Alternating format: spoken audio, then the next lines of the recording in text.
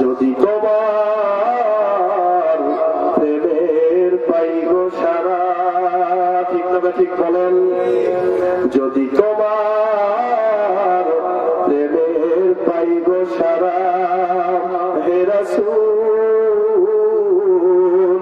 তোমারই জন্যে মন কাঁদে, আখি কাঁদে, ভুবন কাঁদে, শুধু বেদনা হৃদয়ে সে বাসা বাঁধে। বালাগাল উলা বিকামালিহি, জবান খুলে দিয়ে উচ্চ আওয়াজে, হাসনাতু জামিউ খিসালিহি সাল্লু আলাইহি।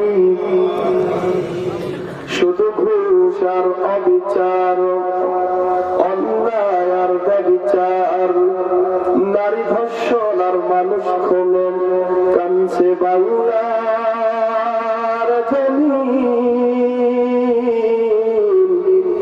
বিদায় হতে চলেছে নবীজির রক্তে মাখা দিন। জীবনের বিনিময়ে দিয়ে গেল যারা, দিয়ে গেল এই দিন, দিনের খাতিরে ওটা করে যারা সবকিছু করিল দান। অর্ধ পৃথিবী শাসন করিত তবু তালি দেয়া যাবে গায়ে, আকার বস্তা পিঠে ধারণ করেছেন গো তারা দূর সময়ে। আজ কোথায় গেল সেই মানব দরদি তাওহীদি সন্তান?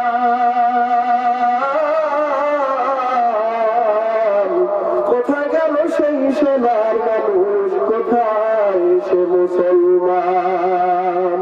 ঠিক না ঠিক কন? জুগার দেয়াল কলমা পড়েন লা ইলাহা ইল্লাল্লাহ,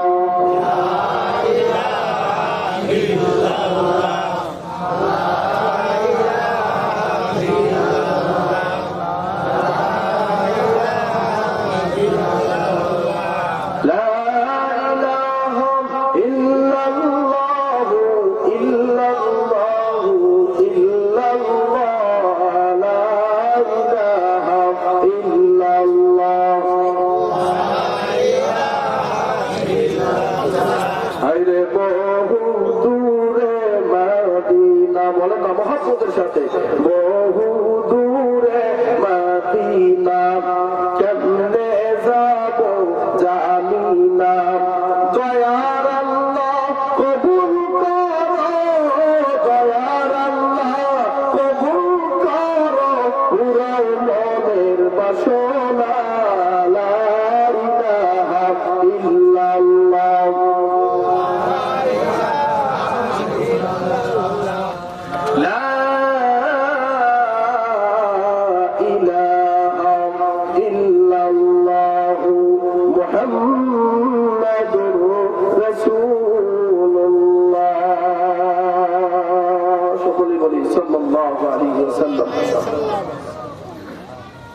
কালীগঞ্জ মধ্যপাড়া জামে মসজিদের যুব কমিটির উদ্যোগে আয়োজিত মসজিদের সামনে এই ময়দানে অনুষ্ঠিত অত্র এলাকার সর্বস্তরের যুব সমাজ কর্তৃক প্রযোজিত মামুন কর্তৃক নিবেদিত আজকের এই দান্ডিতা মাহফিলের নন্দিত সভাপতি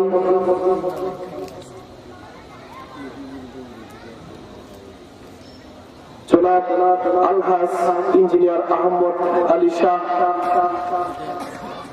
আল্লাহ পাক তাকে নেক হায়াতে তৈয়বা দান করুন, সকলে বলেন আমিন।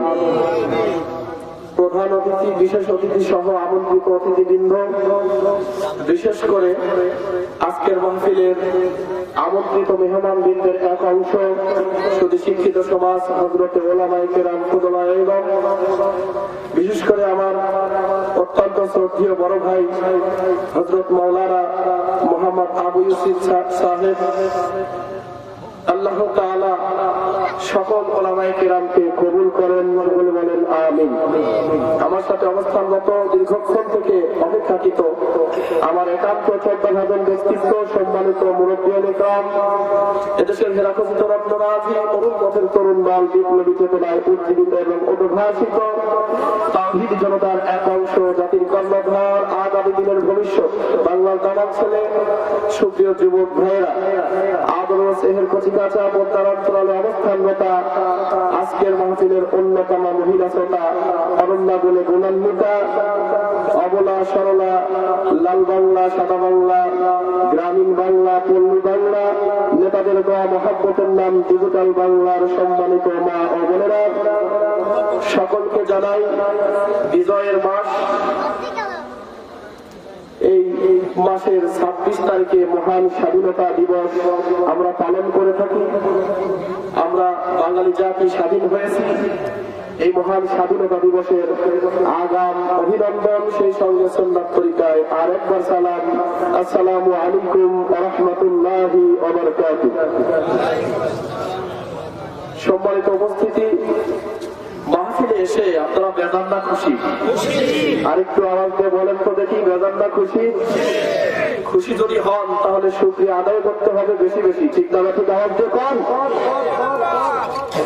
কারণ মুসলমান পৃথিবীতে যতক্ষণ বেঁচে থাকবে, কলিজায় যতক্ষণ পর্যন্ত জান থাকবে, শরীরে যতক্ষণ পর্যন্ত রক্ত ফোটা থাকবে, ততক্ষণ পর্যন্ত মুসলমানের মুখ দিয়ে একটা মাত্র নাম উচ্চারণ হবে। বলেন তো সেই রবের নাম কি? আরেকটু আওয়াজ দিয়ে বলেন, নাম কি?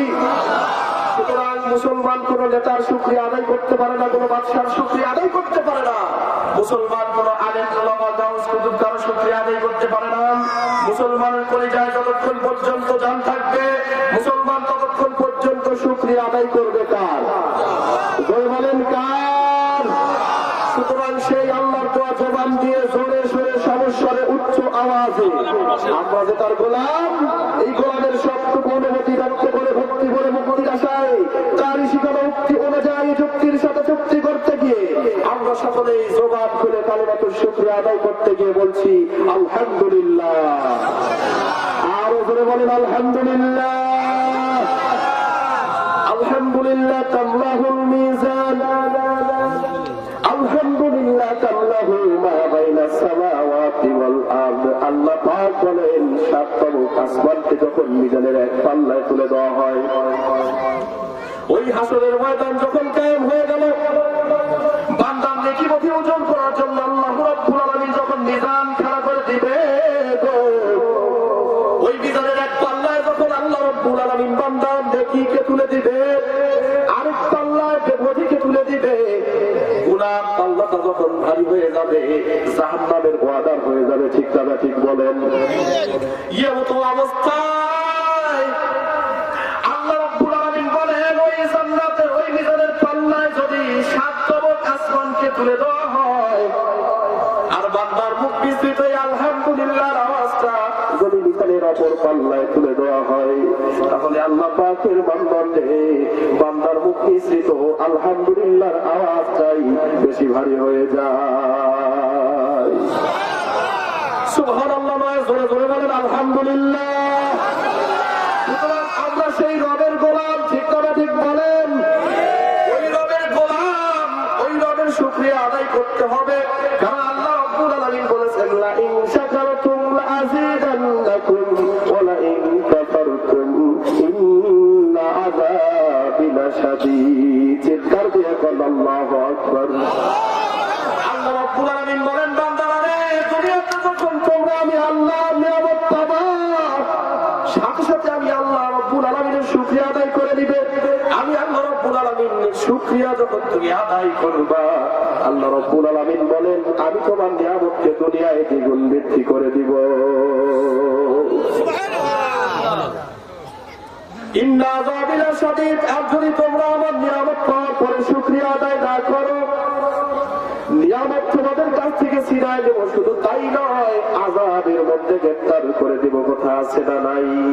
সম্মানিত ভাইরা, আমার খেয়াল করতে হবে, ভূমিকায় আর লম্বা করবো না। সুতরাং সেই আল্লাহর শুকরিয়া আদায় করতে হবে। করে বলেন ঠিক না? ঠিক। ওই আল্লাহর শুকরিয়া আদায় করলে বলতেই হয়, এই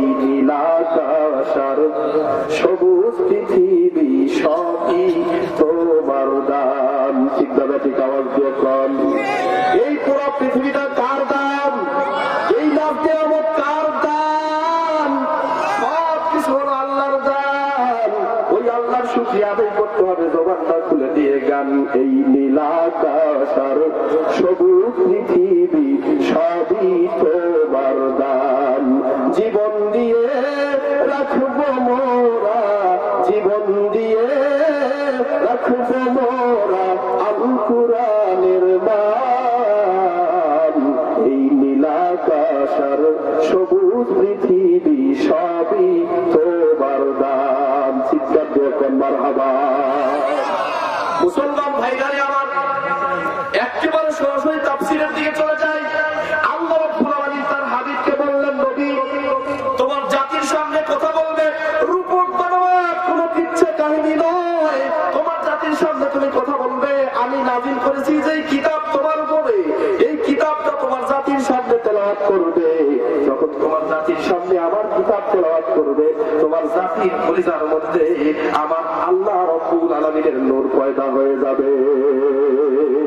আল্লাহ রাব্বুল আলামিন এই কথাটা কোরআনুল কারীমের ভাষায়